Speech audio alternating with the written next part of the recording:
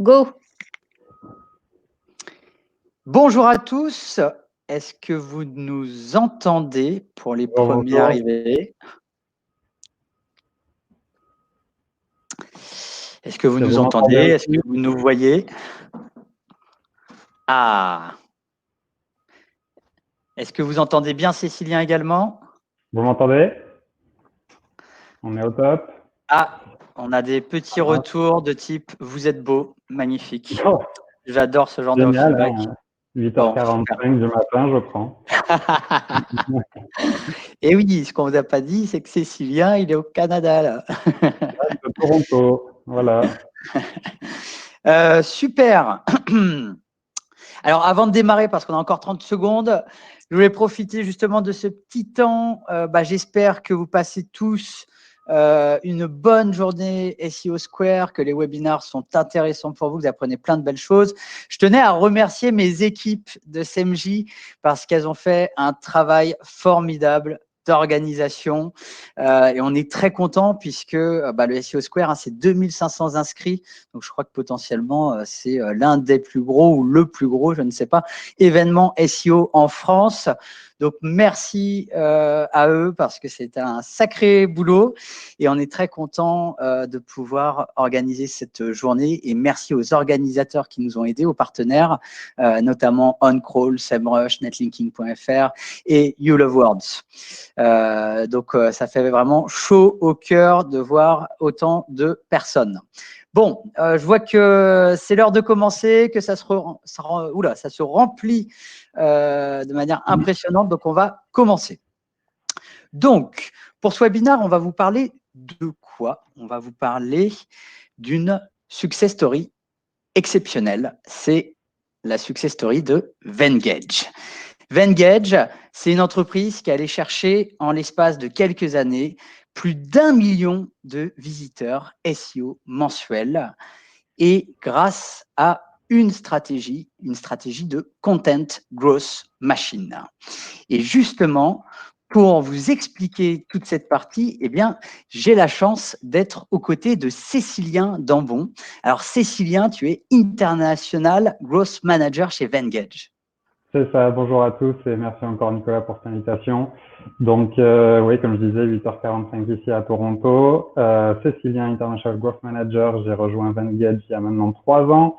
Et voilà, je suis ravi de pouvoir vous présenter aujourd'hui la recette qui a fait notre succès. Et pour ma part, donc, je suis Nicolas Nguyen, expert SEO et cofondateur de SEMJ. Alors Cécilien, est-ce que tu peux nous expliquer en quelques mots les activités de Venngage? Absolument. Alors, Venngage, c'est une solution en ligne pour créer des infographies en quelques minutes. On va proposer une bibliothèque de plus d'1 millier de modèles de visuels à éditer, qui ont été d'abord créés par nos designers et qui sont souvent édités par nos designers. On a un éditeur intégré qui va vous permettre d'éditer, de personnaliser ces designs avec une collection de plusieurs milliers d'icônes et d'images libres de droit que vous allez pouvoir utiliser. Il y a des fonctions un peu plus avancées aussi si vous voulez vous amuser dans la personnalisation de votre design. Aucune connaissance en design n'est requise. On est vraiment sur un système de drag and drop très simple. Et pour les petits chiffres, on a aujourd'hui un peu plus d'1 million d'utilisateurs actifs qui sont connectés dans les 3 derniers mois. Et pour l'année 2020, on a déjà enregistré un peu plus de 4 millions de visites organiques uniques. Une performance très impressionnante. Et pour vous dire 2 mots sur SEMJ, pour ceux qui ne connaissent pas, globalement, on fait quoi chez SEMJ? On aide les entreprises à améliorer leur référencement sur Google, et ça grâce à 2 axes. D'un côté, un premier axe, la plateforme SEMJ, une plateforme qui vous aide à optimiser vos contenus et à mesurer les gains. Et de l'autre côté, une partie agence où nos experts vont vous accompagner sur les 3 piliers du SEO, donc le technical, le content et le netlinking. Et on a la chance du coup d'accompagner des très belles marques comme Massif, Decathlon, La Vie Claire ou Cdiscount. Donc bien entendu, si vous avez des besoins en SEO, n'hésitez surtout pas. Alors, Petite question pour toi, Cécilien. Quand on a échangé ensemble, tu as dit voilà, j'aimerais parler de Venngage parce qu'on a une très belle performance en trafic SEO. Et en effet, je suis allé voir cette performance de trafic SEO et j'ai pu voir que vous êtes passé tout simplement de 0 de trafic SEO en 2016 à 1,5 million du coup de trafic SEO aujourd'hui, donc une croissance exceptionnelle. Et donc, quand on a discuté ensemble, tu m'as parlé d'un concept, un concept qui m'a titillé, que j'ai trouvé très intéressant. Tu m'as parlé de Content Growth Machine. Est-ce que tu peux nous expliquer ce qu'est une Content Growth Machine? Oui, bien sûr. Alors, le principe d'une growth machine, je mets la définition ici, ça va être vraiment un système qui va permettre de décupler sa croissance à l'aide de leviers actionnables. Et c'est quelque chose qu'on a appliqué, nous, au contenu en utilisant une approche growth marketing. Donc, growth marketing, pour ceux qui sont moins familiers, c'est un terme qui est pour moi encore un peu mal famé en France parce qu'il y a cette dimension hacking qui fait peut-être un peu peur, mais moi, je préfère le voir vraiment comme une approche scientifique de son marketing et dans ce cas, de la création et de l'optimisation de ces contenus. Donc, nous, on va mener des tests. En fait, il y a une importance cruciale d'avoir les bons outils déjà pour analyser les données et pour pouvoir mener ces tests et identifier aussi les réussites et les échecs de ces tests-là. Donc, on va être sur un modèle, on va utiliser ce qu'on appelle des minimum viable tests. L'idée, ça va être vraiment d'aller chercher le test au moindre coût qui va avoir un maximum d'impact. Et on va pouvoir appliquer ça à tout ce qui est facteur SEO, à savoir l'obtention de liens, le taux de clic, la vitesse de chargement, le taux de conversion, les rankings, etc. Alors, pour le petit exemple, un des derniers tests qu'on a mené récemment, c'est de pouvoir introduire la FAQ Schema Markup au sein de nos articles de blog et voir si ça avait un impact sur le taux de clic et sur nos rankings. Donc voilà, vous avez un exemple ici et c'est un exemple plutôt concluant pour nous. Alors justement, du coup, je parlais de croissance de trafic SEO. Là, tu viens de nous expliquer la fameuse machine pour industrialiser cette croissance.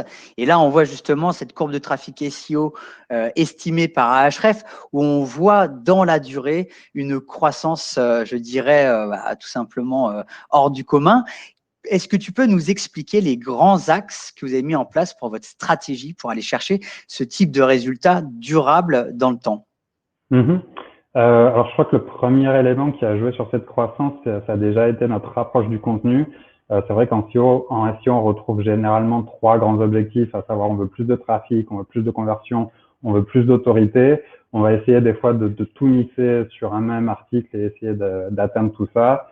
Nous, on a préféré diviser cette approche en 3 types de contenus. Donc, on va avoir un contenu vraiment de type plus éducatif, plus informatif, comme ici avec le premier exemple, comment créer une timeline infographique, qui va se positionner sur des termes à fort volume comme timeline et qui va vraiment, l'idée c'est vraiment aller booster du trafic sur notre site ici.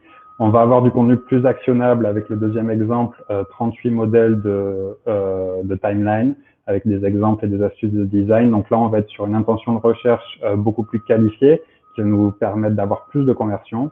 Et enfin, on va avoir du contenu de plus éditorial, viral.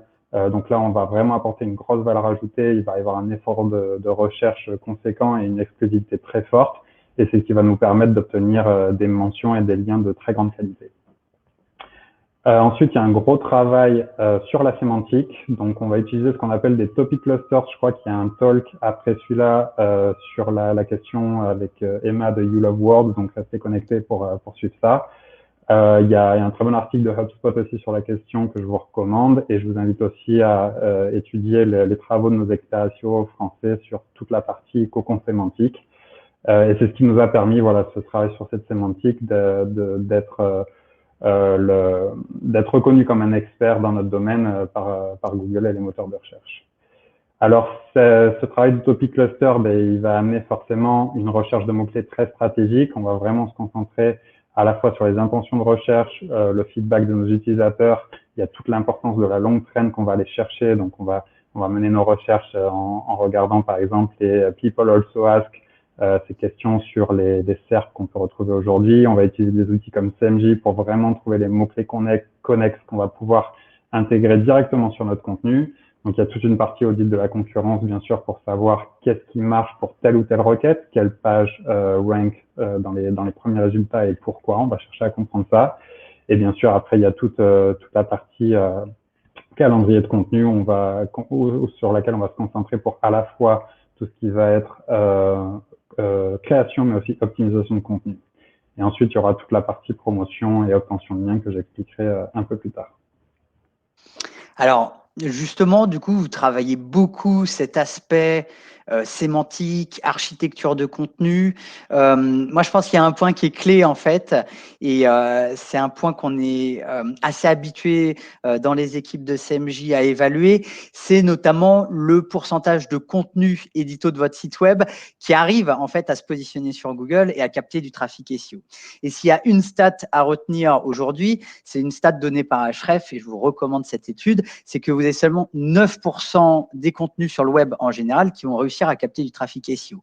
Chez Venngage, la stat est extrêmement différente puisque en regardant vos contenus édito, eh bien, c'est plus de 80% de vos contenus édito qui vont aller capter du trafic.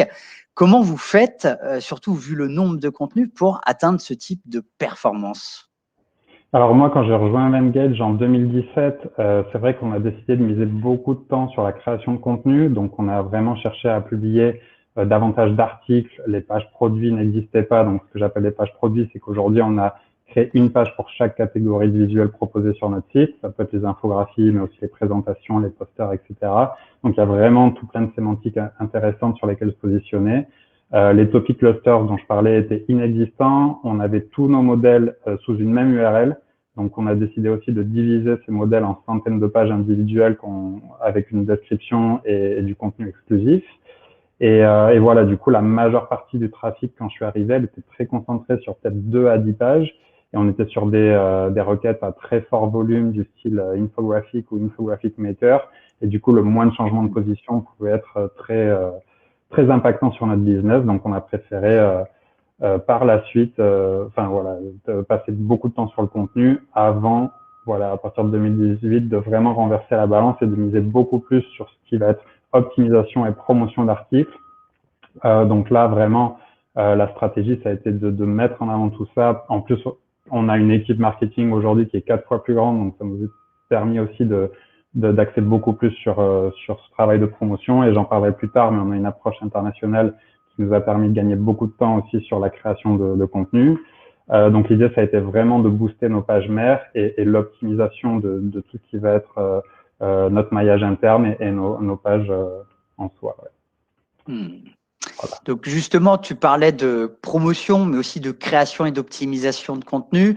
Donc souvent, quand on va aller chercher plus de parts de marché en SEO, il y a bien entendu la création de contenu pour aller chercher des mots-clés sur lesquels on ne se positionne pas encore.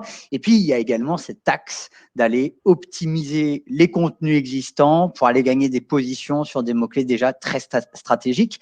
Vous, justement, comment vous faites pour gérer, je dirais, ces 2 enjeux sur ces dernières années? Ouais, alors comme j'ai dit, aujourd'hui on mise beaucoup moins sur la création de contenu, ce qui va justifier. Pour moi, en fait, on a déjà couvert toutes les grosses requêtes à fort et moyen volume. Donc aujourd'hui, on va vraiment se concentrer. Ce qui va justifier la création de nouveaux contenus, ça va être d'aider nos utilisateurs avec ce qu'on appelle leur job to be done. Donc le job to be done, c'est vraiment la mission que les utilisateurs cherchent à accomplir sur votre site. On va procéder aussi à beaucoup de recyclage de contenu existant, donc à savoir les présenter sous un nouveau format, que ce soit une vidéo, une infographie ou voilà des visuels pour nos campagnes social media. Et ensuite, on va avoir toute la partie template. Donc, on va proposer presque toutes les semaines maintenant des nouvelles templates qui vont couvrir plus de longues traînes puisqu'il s'agit désormais de pages individuelles. Donc, j'ai donné un exemple en dessous. Voilà, aujourd'hui, on va parler on va être un peu plus dans l'air du temps, on va proposer à nos utilisateurs de découvrir un peu comment gérer les communications de crise, comment embaucher en remote, etc. Et ensuite, on va avoir toute la partie optimisation. Donc ça, c'est vraiment le point fort de cette année. C'est vraiment, on va miser sur avoir du contenu à jour et obtenir un bonus fraîcheur ainsi. Donc on optimise beaucoup d'articles parmi tous nos contenus édités aujourd'hui. On va aussi optimiser pour tester les nouvelles tendances SEO. Donc, comme je vous ai présenté juste avant avec la FAQ Schema Markup, ça va être une des actions qui va justifier ces optimisations.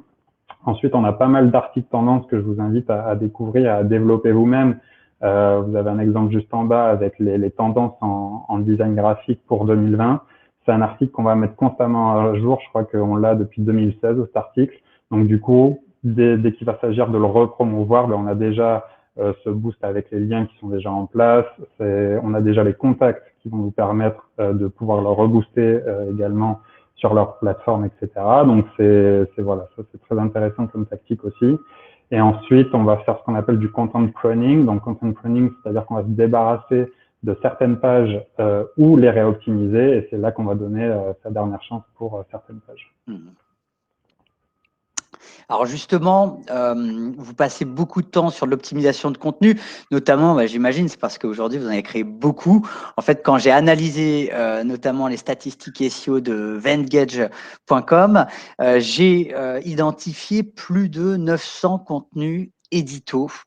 Et 900 contenus édito, forcément, c'est beaucoup. Mais en plus, ce ne sont pas des petits contenus édito de 500 mots, hein, c'est du contenu édito vraiment ultra qualitatif. On sent qu'il y a un véritable travail, donc il y a du temps passé, il y a du savoir-faire, il y a plusieurs compétences impliquées, on le sent bien. 900 contenus édito de cette qualité, c'est forcément un investissement important d'un point de vue marketing, d'un point de vue entreprise. Comment a été fait justement comment a été décidé cet investissement en interne chez Venngage? Alors, je crois déjà, on a la chance d'avoir un CEO qui n'en est pas à sa première startup et qui comprend ce qui marche. Pour lui qui croit en la valeur des infographies, forcément, le contenu, c'est quelque chose de très important. Il a d'ailleurs de suite poussé ma CMO à devenir une experte en SEO dès son premier jour. Après, je pense le fait que le service qu'on propose et le fait qu'on soit une startup, une SaaS compagnie bootstrap, c'est-à-dire qu'on n'a reçu aucune aide financière extérieure, le SEO, ça a été vraiment un moyen pour nous. C'est un peu apparu comme une évidence parce que c'était le meilleur investissement à long terme qu'on pouvait avoir. Et comme je l'ai dit, on a adopté très tôt cette approche growth marketing qui nous a permis de maximiser du coup le retour sur investissement des contenus créés. Et bien sûr, pour justifier d'un tel investissement, il y a cette nécessité d'avoir des objectifs concrets, à la fois pour votre business, mais aussi pour votre contenu, et un système d'analyse de données solide. Et après, c'est tout un mix de victoires et d'échecs qui vont à la fois confirmer le potentiel SEO pour notre business, mais aussi qui ont amené cette nécessité de diversifier les différentes sources d'acquisition SEO qu'on a pu avoir. Et ce qui a donné aujourd'hui, je crois qu'on a un peu plus de 900 contenus édito, effectivement. Alors justement, ces 900 contenus édito, comme je disais, ils sont très qualitatifs, que ce soit au niveau de la rédaction, au niveau du visuel. D'un point de vue SEO, ils ont des performances assez hallucinantes. En plus, j'imagine, ils génèrent pas mal de conversions. On sent que c'est très orienté CTA pour certains. Tout ça, ça demande beaucoup de compétences différentes, en fait, pour réussir ça. Surtout pour atteindre cette qualité, mais de manière, je dirais, industrielle. Comment vous avez fait pour vous organiser justement au niveau équipe? Quelle organisation vous avez mis en place? Alors, quand j'ai rejoint Venngage en 2017, on était 4 juste au département marketing. Il y avait mes CMO et 2 autres marketeurs de contenu. Donc, moi, j'étais vraiment là en tant qu'expert SEO pour pouvoir chapeauter la stratégie et pouvoir mettre ça en place. Mais on avait déjà cette approche très marketing de contenu de base, ce qui nous a permis aussi d'expérimenter, voir ce qui marchait pas très tôt. Et aujourd'hui, on a aussi travaillé avec des freelances qui nous ont permis aussi de développer, comme je disais, ces pages templates où on va proposer nos modèles de design. Il a fallu écrire des centaines de descriptions et de contenus exclusifs. Donc là, on a fait appel à des freelances pour nous aider. Aujourd'hui, on est sur une équipe de 11 marketeurs, donc toujours très orientés spécialistes de contenu, comme vous pouvez le voir avec la colonne de gauche, et auquel on a ajouté des spécialisations. Un membre qui va s'occuper de tout ce qui est email marketing et un autre qui va s'occuper de toute la partie ads. Et on a aussi créé un pôle international sur lequel je reviendrai et que je manage aujourd'hui. On a aussi une petite armée de freelance, à savoir à la fois des écrivains, mais aussi des traducteurs qui vont nous aider dans nos tâches. Et aussi, je rajoute, on a intégré davantage les équipes produits à la partie SEO, c'est très important si vous voulez réussir avec votre service, avec votre outil. N'isolez pas le SEO au simple département marketing. L'idée, c'est vraiment de booster avec le SEO pour toute la compagnie. Et je crois qu'aussi, l'autre secret de notre croissance, c'est qu'on a une Bible qui liste tous les processus mis en place pour la partie content. C'est le fruit de plusieurs années d'A/B test. Et en fait, dès qu'on va recruter un nouveau marketeur chez Venngage, on va l'obliger à lire cette Bible qui fait, je crois, aujourd'hui plus de 80 pages. Et du coup, ça va permettre en quelques semaines de mettre tout le monde à la même page et aussi d'augmenter le niveau de nos marketeurs pour voir qu'est-ce qu'ils peuvent amener en plus de ce qu'on a déjà mis en place. Donc ça aussi, c'est une approche très intéressante. Oui, donc vous allez jusqu'à industrialiser, processer au maximum toutes les actions, notamment du coup les actions content marketing et SEO, quoi. Jusqu'au recrutement et à la formation. Donc, on voit bien les résultats. Je pense que ça, c'est un point qui est très clé. Alors, il y a un autre point qui est clé dans la performance de Venngage. C'est en analysant justement les différentes statistiques. Eh bien, j'ai pu voir que vous captiez du trafic SEO à travers un grand nombre de pays dans des langues différentes. Ce qui est assez intéressant au final, c'est que votre marché principal, qui sont les USA, eh bien, vous captez 24% du trafic.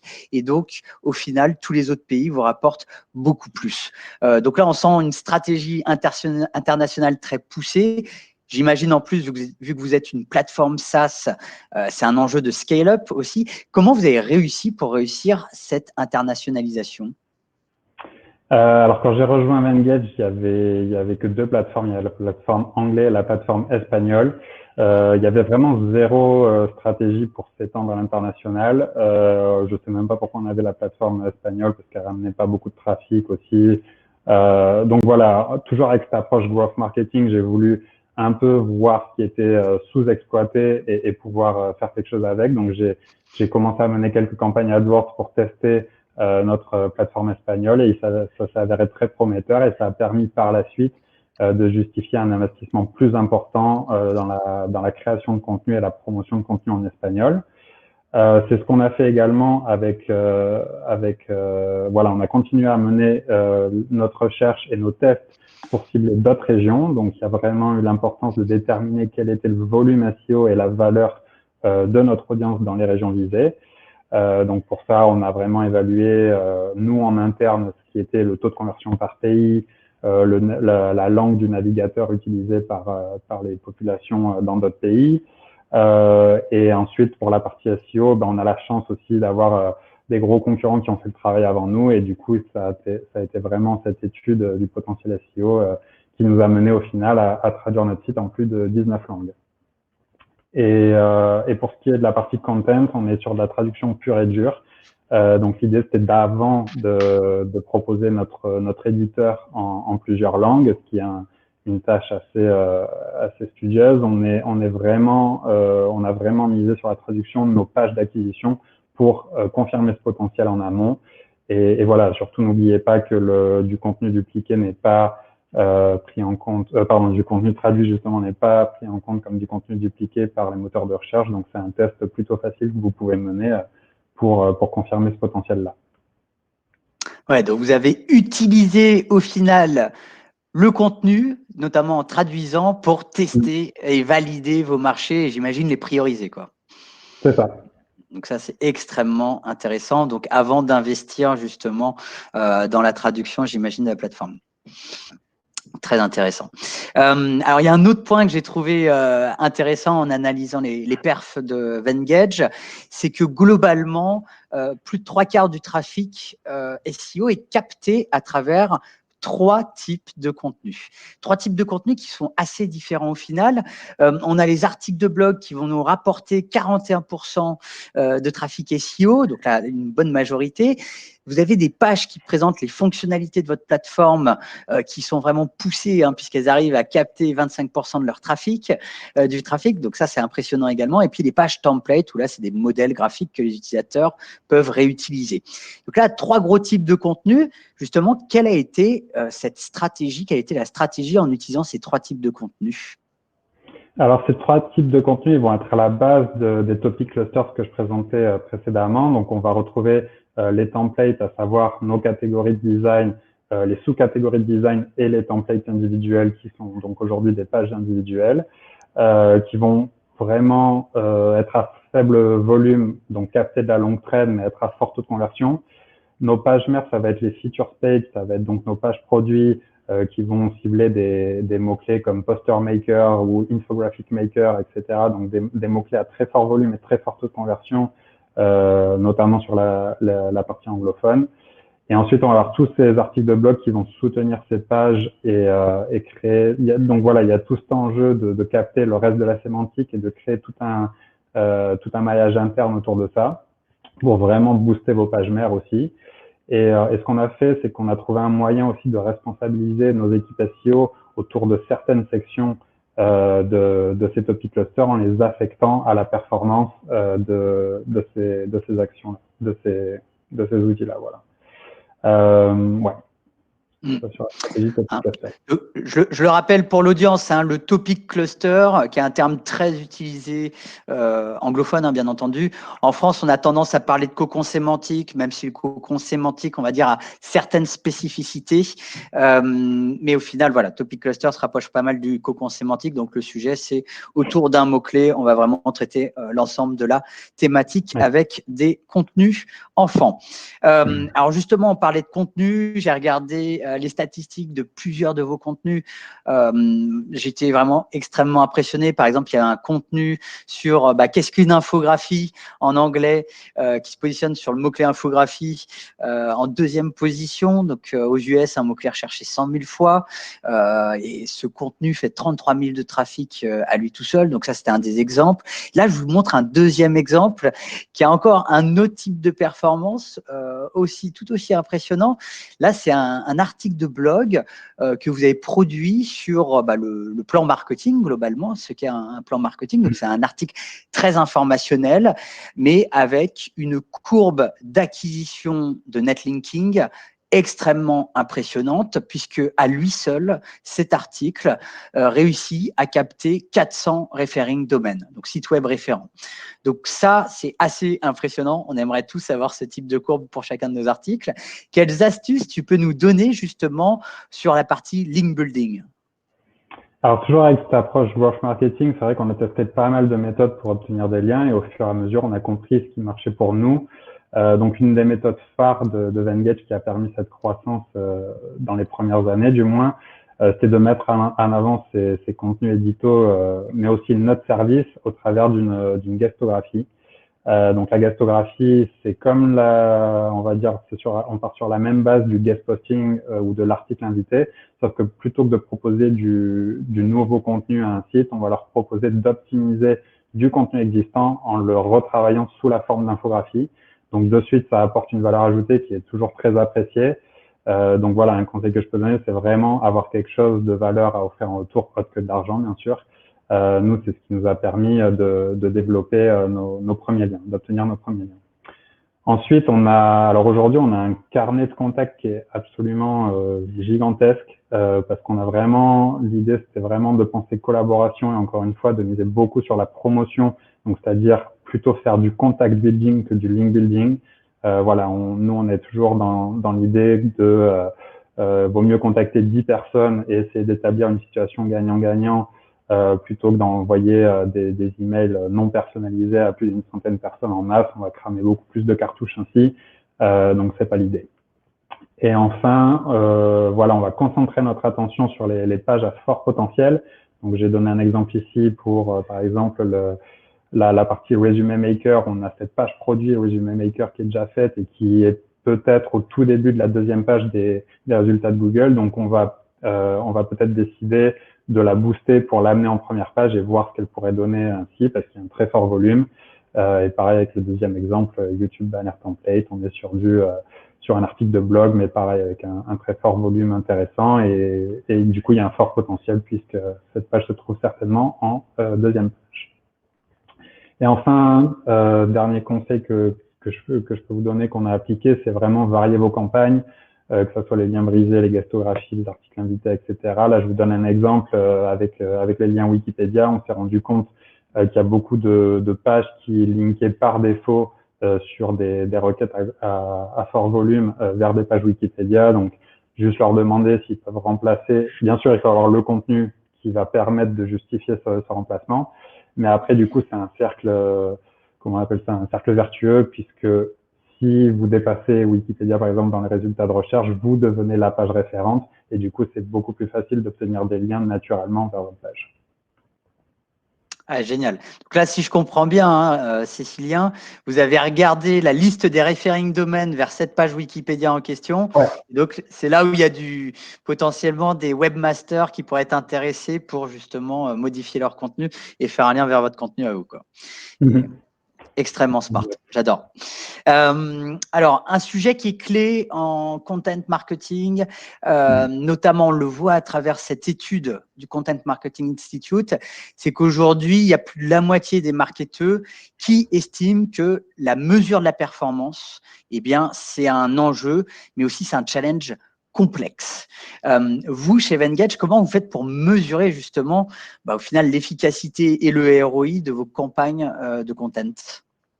Alors, je dirais, c'est quelque chose qu'on fait en continu, mais vraiment, cette nécessité d'investir constamment dans la collecte et l'analyse de nos données, donc utiliser les bons outils, définir ses objectifs business pour son contenu et mettre en place des tunnels de conversion, très important. Juste à titre d'exemple, pour Google Analytics, là, je vous mets un exemple de goal qu'on a mis en place. On a plus de 9 goals pour tracer si un utilisateur a créé une infographie, s'il a complété une infographie, quand il s'est inscrit, etc. Et on va pouvoir mesurer le taux de conversion, le nombre absolu et surtout la valeur en dollars pour chaque page qui va être attribuée à ces goals-là. Et on utilise aussi des outils comme Mixpanel pour vraiment créer ces tunnels de conversion et voir ensuite, par la suite, sur l'éditeur, ce que ça va donner au niveau comportement utilisateur. Alors, on va utiliser tout un tas d'outils. J'en ai mis certains ici, donc de Data Studio, Ahrefs, MG, Google Analytics, Mixpanel et Google Sheets pour ne citer que cela. Et vraiment, on va faire une étude hebdomadaire de nos données. Très important quand on est en SEO ou en marketing de contenu, c'est de constamment évaluer ça va être quoi nos pages à plus fort potentiel, quels ont été les mouvements en rankings cette semaine, etc. Et on va pouvoir retracer tout ça à notre forecast de revenus et pouvoir voir aussi où on en est. Voilà, donc vraiment étudier ces données, pour nous, c'est la clé et c'est quelque chose qu'on encourage les employés à faire chaque semaine. Oui, parce que ça, je pense, c'est vraiment très, très clé. Vraiment à prendre en compte comme conseil, c'est que votre direction, eh bien, si vous arrivez à lui montrer, j'imagine que tiens, j'ai tel contenu qui a rapporté depuis sa création plusieurs dizaines de milliers d'euros, j'imagine derrière, ça permet de débloquer plus d'investissement et de budget. C'est ça. Alors, toujours sur les études du Content Marketing Institute, on découvre un autre enjeu important chez les marketeurs, c'est que globalement, de plus en plus, les marketeurs vont utiliser des outils, des technologies pour les aider à être plus efficaces en content marketing. Donc, par exemple, pour la mesure de la performance, tu en parlais, mais aussi, par exemple, là, 2/3 des marketeurs qui disent l'utiliser pour mieux connaître leur audience avant de créer les contenus, par exemple. Donc, typiquement, ça, c'est des enjeux qui sont notamment adressés par la plateforme SEMJ. Pour toi qui utilises SEMJ puis plusieurs outils, quels sont les enjeux d'utiliser de tels outils au quotidien, notamment comme une plateforme SEMJ? Avec SEMJ, pardon, donc comme je disais, nous on va chercher à concentrer nos efforts sur certaines pages. On va prioriser des contenus à optimiser un peu chaque semaine. Du coup, l'idée c'est de pouvoir avoir ce magnifique dashboard qui va nous aider avec d'établir des scores et de pouvoir prioriser ces pages-là. Donc ça, c'est le premier élément très intéressant quand on utilise la plateforme SEMJ. Quand je vais créer du nouveau contenu, alors moi, ce que je trouve le plus ennuyant, c'est quand je dois faire de la recherche manuelle alors que je pourrais l'automatiser.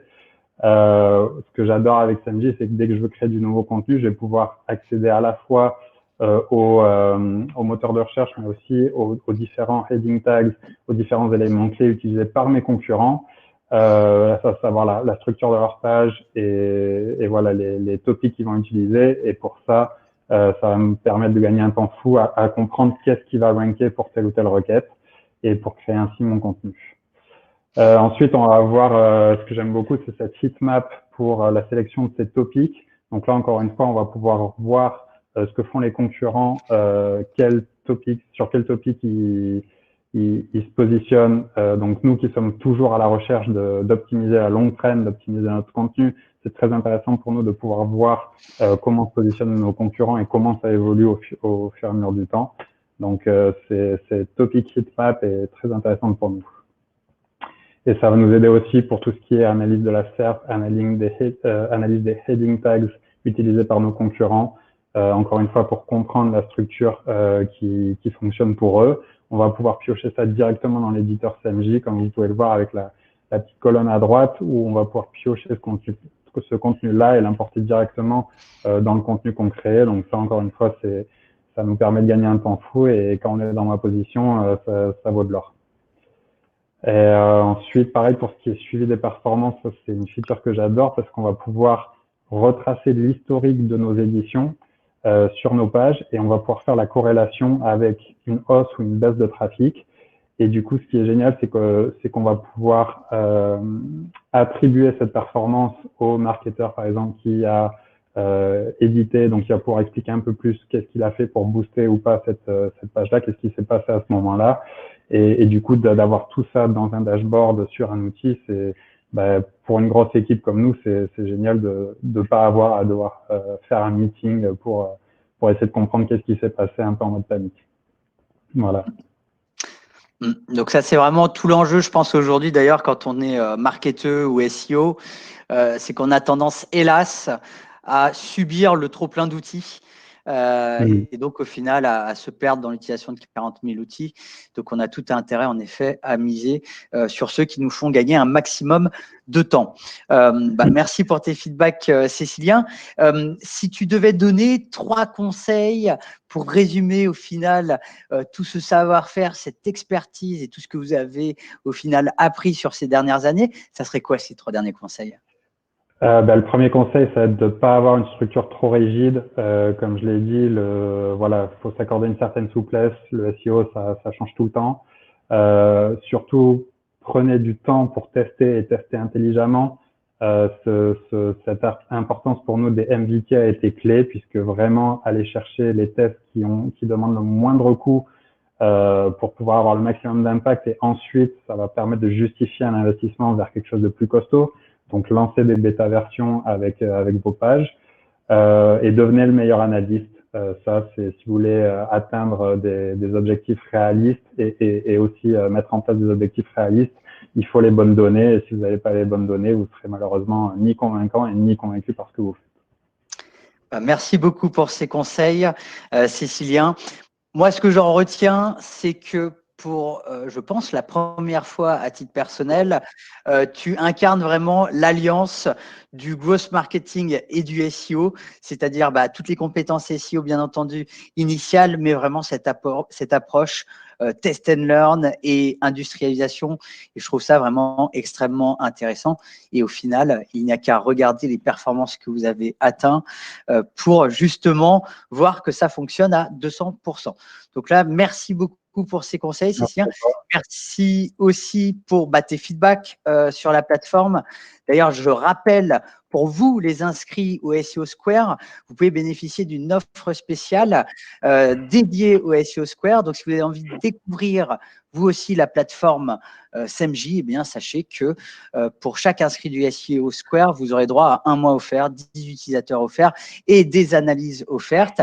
Donc, si vous souhaitez profiter de cette offre, c'est simple, allez sur notre site web SEMJ pour faire une demande de démo. Donc, j'espère que ce webinaire vous aura plu, que vous aurez appris de très belles choses. En tout cas, pour moi, c'était un réel plaisir de l'animer et d'échanger avec toi, Cécilien. Donc, un gros merci également à toi. Plaisir partagé. Et je vous propose maintenant, il nous reste quelques minutes pour faire des sessions de questions-réponses. Donc là, nous avons une première question pour toi, Cécilien. Ouais. C'est à un moment donné dans tes slides, tu as montré justement que tu arrivais à positionner le système de FAQ en snippet dans la SERP de Google. Ouais. Comment vous avez fait ? Comment on a fait? Alors nous, pour notre blog, on utilise un éditeur WordPress. Alors déjà, comment ça a démarré toute l'histoire? L'histoire, c'est que forcément, nous, on mise beaucoup sur les feature snippets à la base. Donc ça, c'est quelque chose qu'on va pouvoir travailler en amont dans notre contenu. Pour ce qui va être des rich snippets, et donc comme la FAQ par exemple, là, on s'y connaissait moins. On n'a pas fait appel à une spécialiste, mais on a appelé une spécialiste qu'on connaissait, qui fait partie de notre réseau et qui nous a permis de découvrir cette markup FAQ qu'on connaissait pas. Donc après, ce qu'on a fait, c'est que nous, on utilise WordPress pour notre blog. J'ai installé, je crois, un plugin pour pouvoir changer le header de mon article. Et à partir de là, je suis allé sur un schema generator qui est aussi simple que rentrer ses questions, rentrer ses réponses, ça génère le code. On n'a plus qu'à balancer le code sur sur l'article dans le header. Et du coup, après la mise à jour, je crois que sous 1 jour, 2 jours, c'était déjà publié sur les SERP.